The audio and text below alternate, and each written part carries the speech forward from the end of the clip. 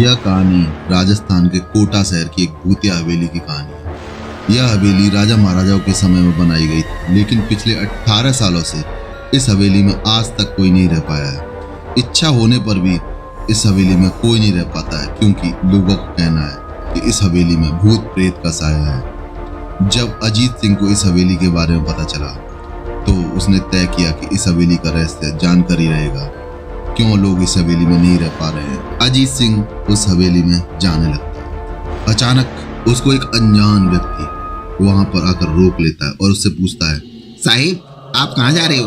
अजीत सिंह ने जवाब देने के बजाय उससे सामने से सवाल किया, जी आप कौन? मेरा नाम अर्जुन सिंह है और मैं यहीं पास का रहने वाला हूँ।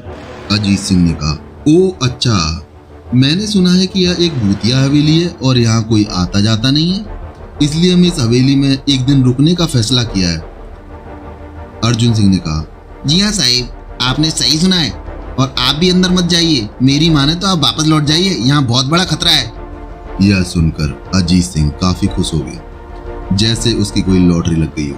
अर्जुन सिंह ने देखा कि अजीत सिंह काफी खुश है तो उससे पूछा, साहिब आप इतना खुश क्यों हो रहे हो? आपको तो भूत का नाम सुन के डर जाना चाहिए। शायद आपको पता नहीं होगा कि मैं भूत प्रेत में काफी ज्यादा दिलचस्पी रखता हूँ, और अगर मैं इस हवेली में भूत है तो मैं अंदर जरूर जाऊंगा और सारी सच्चाई का पता लगा लूंगा। इतना कहकर अजीत सिंह उस हवेली में चले जाते हैं। जब अजीत सिंह अंदर पहुंचता है तो वह चारों तरफ घूमने लगता है, हवेली का मुआयना करने लगता है, सारे रूमों को चेक करने लगता है। तभी अचानक अजीत सिंह को कुछ ऐसा दिखाई देता है जिसे देखने के बाद उसकी रूह कांप जाती है। जैसे ही वह कमरे में घुसता है, अचानक से बल्ब बंद और चालू होना स्टार्ट हो जाता है। थोड़ी देर बाद दूसरा बल्ब भी ऐसे ही बंद चालू होना स्टार्ट हो जाता है और उसके बाद हवेली की सारी लाइटें चालू और बंद होने लग जाती है। ये देखकर अजीत सिंह अपनी जगह पर ही खड़ा हो जाता है। तभी अचानक अजीत सिंह देखता है कि उसके सामने एक छोटा सा टेबल हवा में उड़ने लगा और करीबन 6 फुट हवा में ऊपर जाके गोल गोल घूमने लगा और बाद में वह अजीत सिंह की तरफ तेजी से आने लगता है। अजीत सिंह तुरंत ही वहां से दूसरी तरफ कूद जाता है, लेकिन वह टेबल वहीं आकर ऊपर उसी एग्जैक्ट लोकेशन पर गिरता है। अजीत सिंह को कुछ समझ में आता, लेकिन तभी दूसरी तरफ से एक सोफा उड़ते हुए अचानक से उसके ऊपर आकर गिरता है। अजीत सिंह वहां से भी छलांग लगा देता है और दूसरी तरफ कूद जाता है, जिसके कारण सोफा दीवार पर टकरा जाता है।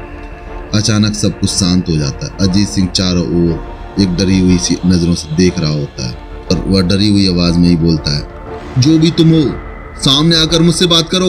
तभी एक परछाई उसके सामने आई।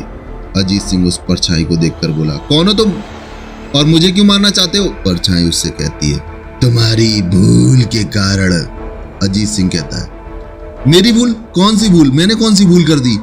परछाई उससे कहती है, इस हवेली में आने की भूल। मैं इस हवेली में किसी को भी नहीं देख सकता।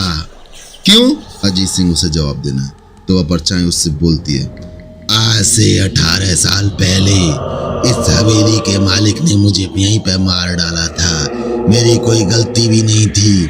इस कारण की वजह से मेरी आत्मा आज भी इस हवेली में भटकती रहती है। मैं किसी को भी इस हवेली में नहीं रहने दूंगा, क्योंकि इसी हवेली में मेरा खून हुआ था। इस हवेली में जो भी रहने आएगा वो मारा जाएगा। अजीत सिंह उससे कहता है, मैं तुम्हें तुम्हारे असली रूप में देखना चाहता हूँ।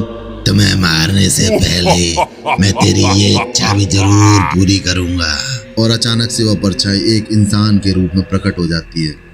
उसका चेहरा इतना भयानक था कि अजीत सिंह भी एक क्षण के लिए डर जाता है, लेकिन दूसरे ही क्षण अजीत सिंह अपने ऊपर काबू पा लेता है। उसके बाद अपनी जेब से एक सफेद पाउडर निकालता है और उस भूत पर फेंक देता है। भूत के ऊपर पाउडर पड़ते ही वह अचानक से जलने लग जाता है।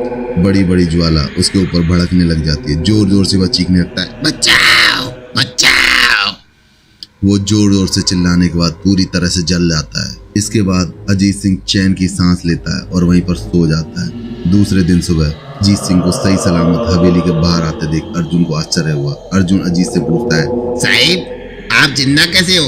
उसके बाद अजीत सिंह अर्जुन को कल रात को घटी हुई पूरी घटना के बारे में बताने लग जाता है और वह पूरी घटना को उसको बताता है। उसके बाद अजीत सिंह उस रहस्य को लेकर वहां से चला जाता है। कुछ दिनों बाद वह हवेली इंसानों के रहने लायक बन जाती है और उस हवेली को कुछ दिनों बाद एक ब्रोकर के द्वारा एक अमीर करोड़पति आदमी को बेच दिया जाता है। उस हवेली को तुड़वा कर वह एक 5 स्टार होटल बनवा देता है। आज की कहानी यही समाप्त होती है। मिलती है किसी ऐसी नई वीडियो और एक खौफनाक कहानी के साथ। तब तक के लिए नमस्कार।